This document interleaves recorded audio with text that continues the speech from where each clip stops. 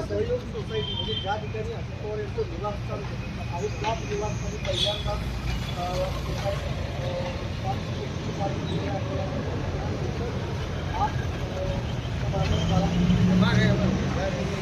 त्यांनी शपथ घेतली होती आणि त्या शपथ घेतल्यानंतर पहिल्यांदा सहयोग सोसायटी म्हणजे ज्या ठिकाणी अजित पवार यांचं निवासस्थान आणि त्याच निवासस्थानी पहिल्यांदाच येत आहेत.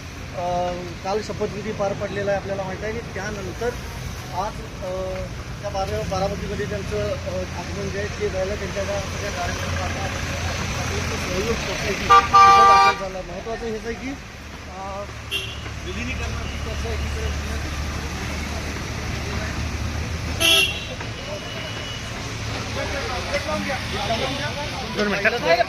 हात घ्या ना.